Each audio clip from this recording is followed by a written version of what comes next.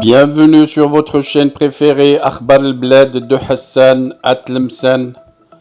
Avant de commencer, je voudrais remercier Monsieur Salem, l'abonné qui a choisi de devenir membre à part entière de la chaîne Akhbar al-Bled de Hassan Atlemsan. Merci également aux autres abonnés.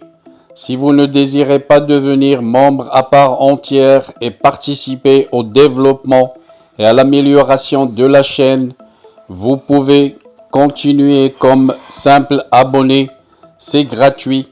Vous aussi, vous pouvez souscrire à la chaîne et devenir membre à part entière de la chaîne Akhbar al-Bled de Hassan Atlemsan. C'est pas cher, c'est juste 3 € à peu près. Et vous devenez membre à part entière en participant au développement et à l'amélioration de votre chaîne préférée. Pour devenir membre, il vous suffit de cliquer sur l'icône rejoindre juste en dessous de la vidéo. Vous pouvez également participer au développement et à l'amélioration de la chaîne à travers les super chats lors des diffusions directes, mais aussi par des super stickers. Sinon, vous pouvez partager avec des super thanks pour remercier la chaîne pour une vidéo qui vous a plu.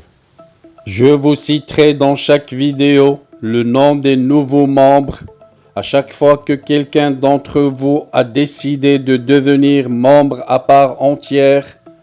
Restez donc branchés sur votre chaîne préférée Akhbar al-Bled de Hassan Atlemsan et bienvenue à vous tous.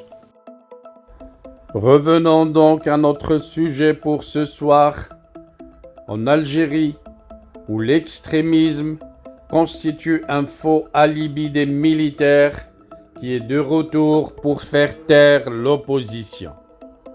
Le retour de l'extrémisme violent, le leitmotiv de la junte militaire au pouvoir des caporaux. Depuis plusieurs semaines, le très belliqueux chef de l'armée algérienne, le général Saïd Chengriha, ne cesse de mettre en garde contre ce qu'il appelle le retour du discours intégriste en Algérie et autres méthodes barbares des années 90 du siècle dernier, l'arrestation récente, puis le placement en résidence surveillée du cofondateur de l'ex-Front islamique du Salut, le fils, le Front dissous, Ali Belhaj, participe de cette fixation sur la prétendue resurgence de l'islamisme violent, allégation largement amplifiée par la télévision publique et la revue de l'armée algérienne Al-Jaish. La junte algérienne au pouvoir est consciente qu'elle est assise sur un volcan. Elle a tellement peur de voir la rue gronder à nouveau et à tout moment qu'elle s'empresse de prendre les devants pour renvoyer cette peur dans l'autre camp. C'est ainsi que le trio Khaled Nazzar, Tawfiq Mediane et Saïd Chengriha, les 3 généraux qui ont en commun de maintenir l'Algérie sous leur joug après l'avoir engagée, il y a maintenant plus de 30 ans, dans une guerre civile ayant fait quelques 250 000 morts et des milliers de disparus, menacent les Algériens en leur faisant croire que tous les ingrédients qui ont déclenché la sanglante décennie noire sont à nouveau réunis aujourd'hui. Ils abordent très haut l'épouvantail du remake des années 90. En agitant le spectre du terrorisme et son corollaire, une guerre civile sanglante, la junte militaire algérienne constituée des caporaux de France démontre que rien n'a changé dans le pays, non pas depuis 3 décennies, mais depuis l'indépendance de l'Algérie, où une loi martiale non écrite interdit formellement de contester la primauté de l'armée dans la politique, la mainmise sur la rente des hydrocarbures et les autres secteurs de la vie publique du pays. La junte a d'abord essayé de diaboliser des journalistes et activistes algériens établis à l'étranger. Leur condamnation à des peines maximales pour terrorisme n'ont visiblement pas créé l'onde de choc espérée dans la population. De même, les invariables accusations et condamnations pour terrorisme à l'encontre de dirigeants indépendantistes du mouvement pour l'autodétermination de la Kabylie et du mouvement islamiste Rachad n'ont pas produit l'effet escompté. Reste alors la carte de la terreur, jouée avec cynisme par le trio Nazzar, Tawfiq et Chengriha. Ce dernier, qui était colonel en 1994, a commis un crime de sang-froid. Devant ses hommes, il a sans raison exécuté un homme, un civil désarmé, d'une balle dans la tête. Ce crime a été décrit par l'un des témoins oculaires de la scène, l'ancien officier parachutiste Habib Soueidia, actuellement exilé en France, dans son livre publié en 2001, La sale guerre, le témoignage d'un ancien officier des forces spéciales de l'armée algérienne. La date de parution de ce livre, bien antérieure au poste de responsabilité qu'occupera ensuite Chengriha, rend très crédible les faits rapportés.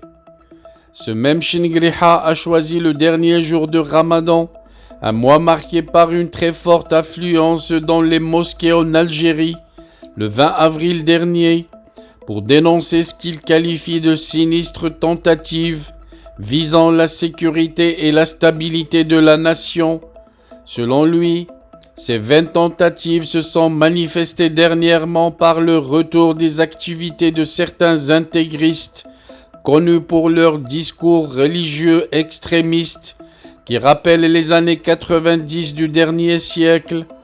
Il s'agit là d'une allusion claire aux sorties politiques anti-régime de l'opposition islamiste Ali Belhaj, très actif sur les réseaux sociaux et médias étrangers malgré sa réclusion à domicile. Interrogé par Al-Maghribiya, chaîne de télévision algérienne en exil, Ali Belhaj a réagi aux propos de Chengriha en scandant indirectement le slogan phare du Hirak, État civil et non militaire, tout en expliquant qu'il n'appartient pas aux militaires de faire de la politique, même si les intellectuels et les hommes politiques algériens sont soit en prison, soit en exil, soit réduits au silence. Cette sortie médiatique a valu au numéro 2 de l'ex-fils d'être kidnappé par la police, présenté devant un juge avant de se voir interdire d'aller à la mosquée ou de quitter sa commune de résidence. Il lui a été aussi interdit de s'exprimer en public ou via les réseaux sociaux. Un YouTuber au service de Khaled Nazzar a même annoncé le futur internement d'Ali Belhaj dans un hôpital psychiatrique, synonyme en Algérie de goulag, voire pire. Pour amplifier cette prétendue montée de l'extrémisme islamiste, le porte-voix de l'armée algérienne, le mensuel Al-Jaish, consacre dans son numéro du mois de mai 2023, paru lundi dernier, un dossier de plus de 20 pages au terrorisme avec un éditorial intitulé « Le peuple algérien ne se laissera pas leurrer » 2 fois. Ce texte ne fait que reprendre mot à mot la phraséologie débitée ces dernières semaines par Chengriha tout au long de ses pérégrinations dans les différentes casernes militaires du pays, transformées à l'occasion en cellules du parti politique de l'Ambre. On peut y lire alors des milieux hostiles tentent comme à l'accoutumée de porter atteinte à la sécurité et à la stabilité de l'Algérie à travers des activités publiques suspectes et tendancieuses de fondamentalistes qui veulent en vain reproduire les mêmes méthodes barbares qui ont été la cause de la tragédie nationale dont notre pays a subi les affres au cours des années 1990, y compris la diffusion de discours extrémistes. L'éditorial d'El Jaish reprit immédiatement à travers de larges extraits par le média de Khaled Nazzar en dit long sur l'identité et les desseins de ses commanditaires. Tawfiq, Nazzar et Chengriha veulent terroriser les Algériens et tuer en eux toute velléité de contester le régime militaro-politique. Cette réactualisation de la menace des massacres des années 90 intervient aussi à l'orée des élections présidentielles prévues en 2024, alors que Tebboune fait campagne pour un deuxième mandat. Les généraux semblent lui signifier qu'ils peuvent à tout moment, au nom de la sécurité nationale, siffler la fin de la partie et nommer un comité de transition pour diriger le pays. Nazzar et Tawfiq, tous deux largement octogénaires et dont la grille de lecture du monde ne peut aller au-delà du XXe siècle, avaient poussé à la démission l'ancien président Chedli Benjdid, justement pour lutter contre l'extrémisme religieux.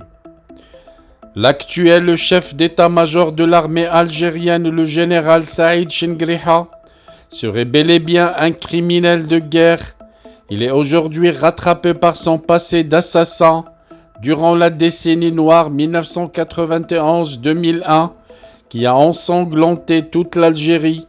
Le témoignage de l'un de ses subalternes donne froid dans le dos et sa nouvelle tentative de récidiver la même souffrance pour le peuple algérien fait craindre des années de sang pour le peuple algérien.